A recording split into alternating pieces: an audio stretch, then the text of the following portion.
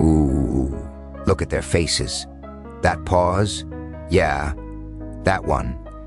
That's the moment when the room realizes you weren't guessing. They laugh first. They always do. Little laughs, nervous laughs. Oh, come on. Then it happens. Screens update, headlines flip, reality catches up to something you already said. And suddenly, nobody's laughing. Surprise, because you didn't react. You didn't rush. You didn't announce.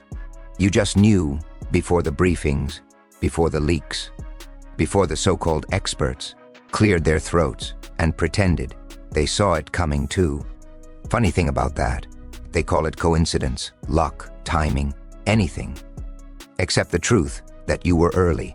And early scares people more than wrong ever could. Because being wrong can be forgiven. But being first, that rewrites hierarchies. It exposes who's watching and who's pretending not to. So now they whisper, they scroll back, they replay your words, frame by frame, trying to find the moment you slipped up. You didn't. And that's the problem. Welcome to the part they never prepared for. The part where knowing first isn't a flex, it's a threat. Ha, that's the sound they made. Right there. When you spoke, a little laugh, a sideways glance, that smug look people wear when they think they're above the game. They didn't hear insight. They heard noise. They didn't see pattern.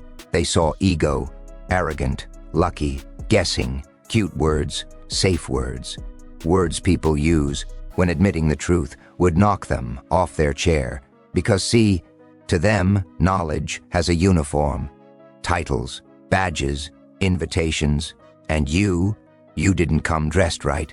So they laughed, dismissed, moved on, thinking that was the end. That's the joke. They never realized the test had already started. No announcement, no countdown, no clipboard, just observation, quiet, relentless. A hidden exam, disguised as conversation. And every time they shrugged you off, every time they waved it away, they failed another question. Because the test wasn't about being right. Oh no, it was about how fast you noticed what they hadn't yet seen. You weren't predicting, you were recognizing. But recognition terrifies people who rely on permission to think. So they mocked, smiled, patronized, anything to protect their imaginary height. Funny thing though, your guesses kept landing clean. Not once, not twice, clean, again. And again. No corrections, no backpedaling, no edits, just silence where laughter used to be. And now the jokes stop mid-sentence. Now the room listens differently. Because somewhere deep inside, a very uncomfortable question has started scratching, not out loud. Yet, why you? And more dangerous, why were you early? Something changed after the laughter died. Not dramatically, not publicly, subtle. A pause that lasted half a second. Too long. They went back, scrolled, replayed, checked timestamps they thought didn't matter. Because timelines are supposed to protect authority, order things, explain things, keep power moving in one direction, forward from them. But yours didn't behave.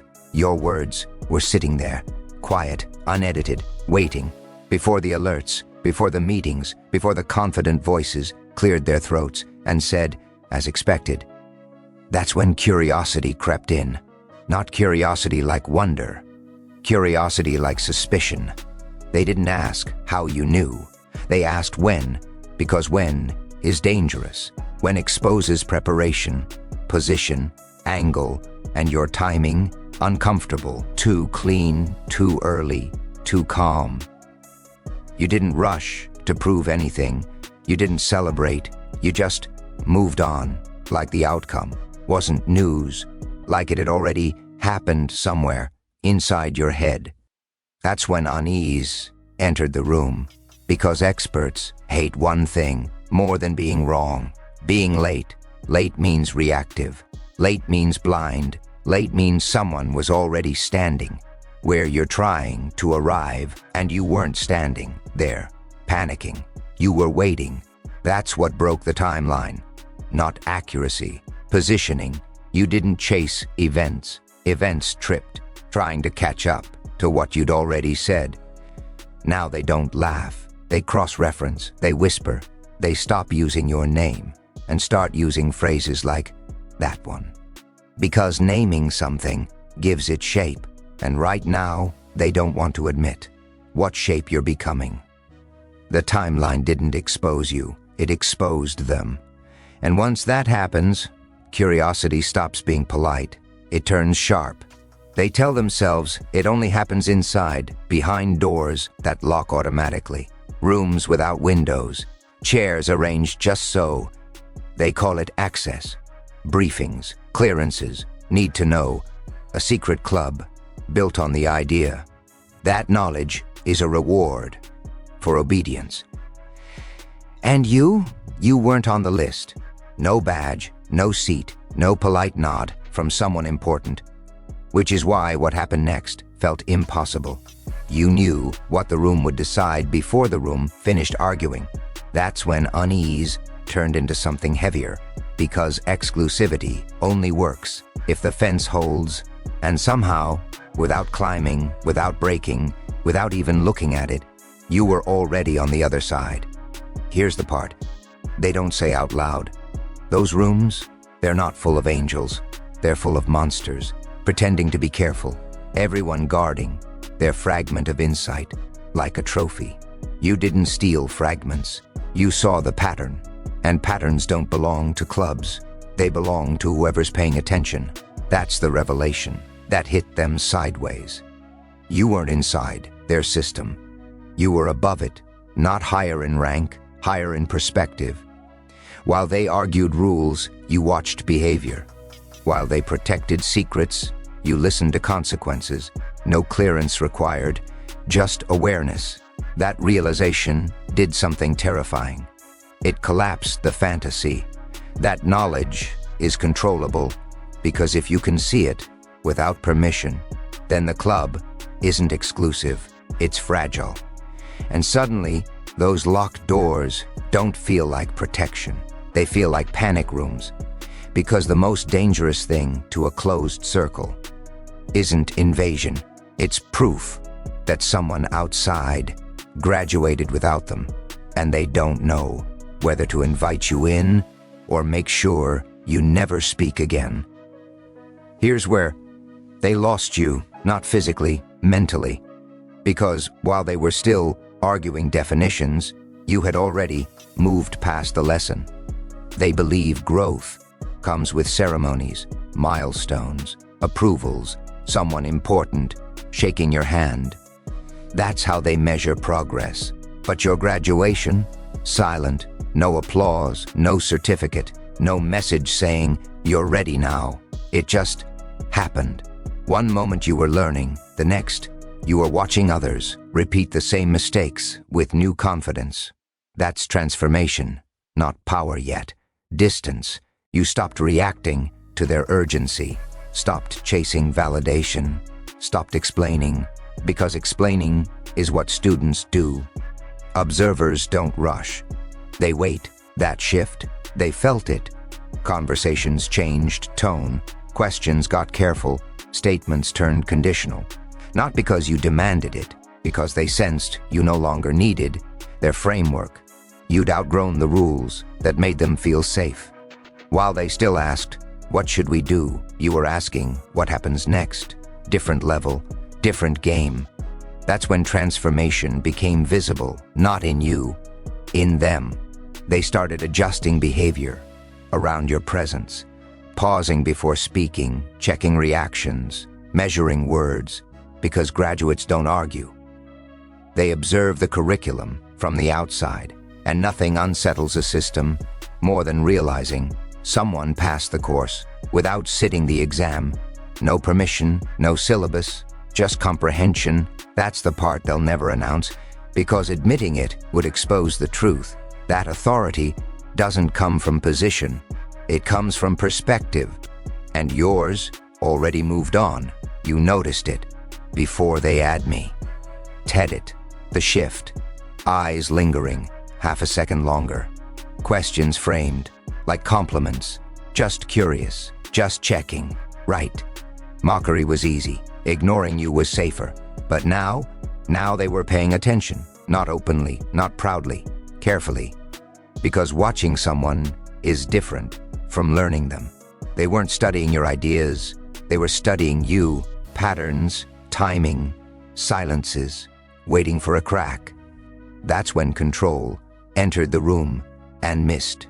They thought observation gave them leverage, that if they could predict you, they could contain you. But you didn't accelerate, didn't perform. You slowed down, which is the worst response to surveillance, because control depends on reaction. And you stopped giving them one. No clarifications, no defenses, no urgency, just presence, calm enough to feel deliberate. That's when the balance flipped. Attention started flowing in the wrong direction, upward, toward you. They waited for your response before forming theirs, measured outcomes against what you didn't say. That silence, it unsettled them more than any prediction ever could. Because silence can't be debated. It can only be interpreted, and interpretation reveals fear. They began adjusting plans based on your posture, delaying decisions, rerouting conversations, all without admitting why. That's how you know control has shifted. Not when someone obeys you, when they hesitate without you asking. You never claimed authority. You didn't need to. They handed it over the moment they started watching, instead of leading. And once that happens, the watcher is already behind. That's when it changed. Quietly, knowing stopped being impressive, stopped being curious. It became inconvenient, because insight is tolerable. When it entertains, predictable people get applause. But someone who knows early and stays calm, that disrupts the script. They started calling it concern, just checking on you, making sure you're okay. Soft voices, hard intent, because fear never announces itself. It disguises. Invitations appeared, private conversations, closed-door offers, framed like opportunities. Really? Containment, a box with velvet lining. They wanted proximity, not connection. Access, not understanding. Because if they could place you, label you, attach you to a role, they could reduce the threat. But knowing doesn't sit still, and you didn't step inside. That's when pressure replaced politeness. Delays, obstacles, sudden rules. No one remembered approving. They weren't trying to stop you. They were trying to slow the echo, because the most dangerous part wasn't what you said. It was what might happen. If you spoke again, and the world noticed, you were early, again. That possibility terrified them. Not because you were wrong, but because you were consistently ahead. Consistency removes excuses. And once excuses disappear, power has to explain itself. That's when knowing crossed a line from advantage to liability. For them, they began watching, who listened to you, who repeated your words, who adjusted behavior after you spoke, because influence spreads faster than information, and influence doesn't ask permission. That's when the truth surfaced. You weren't dangerous because you knew. You were dangerous because you didn't need to say much at all. Here's the part they still don't understand. You never made a claim, no declarations, no banners, no demand to be believed. You just stood there, early, while they scrambled to protect relevance, like it was oxygen. They thought power meant speaking first, being loud, being seen. But the punchline, power waits, because waiting forces others to reveal themselves. And they did. Every delay, every rewrite, every sudden shift, that was always planned. All of it orbited one quiet fact. You had already moved. On. They chased confirmation. You watched outcomes. They needed consensus. You needed alignment. Different species. That's why no matter what they try, credit, distance, control, they can't escape, The same realization. You didn't beat them, you outgrew them, and growth doesn't reverse for anyone's comfort. Now they listen for your silence, because silence is the only thing left. They can't edit. They wonder if you'll speak again, if you'll point, if you'll move, because if you do, they know the pattern will repeat. Early, clean, unapologetic. That's the real punchline. Not that you knew first, but that you were still early, and they're trapped, forever reacting to something they can't control. A presence that doesn't chase power, and therefore never loses it. They keep waiting for the drop, for the moment you finally explain yourself, because explanation is how they shrink things, define it, frame it, file it away. But you don't. You let time do the talking, and time keeps siding with you. Every cycle repeats the same humiliation. They announce you already knew. They react. You already adjusted. They investigate. You already moved on. That loop, it's torture for people who need to feel essential. So they rewrite the story. They say, you had help, you had access, you were tipped off. Anything. Except the simplest truth, that you see differently, not faster, not louder, deeper. And depth is invisible to people who skim reality for headlines. That's why they can't attack you directly. There's nothing to grab, no manifesto, no prediction board, no ego to puncture, just results appearing behind you like footprints they swear weren't there a second ago. So now they stall, they delay action, hoping the moment passes without you speaking again. Because silence from you has become the countdown. They know the next shift won't be announced. It never is. It will just arrive, and they'll recognize it the same way they always do. Too late. That's when it hits them. You were never trying to be believed. Belief is fragile. You are positioning yourself to be unavoidable, and unavoidable doesn't argue. It waits. It lets systems collapse under their own delay. So stay quiet or don't. Either way, they already know what comes next. They just don't know how you'll know it. First.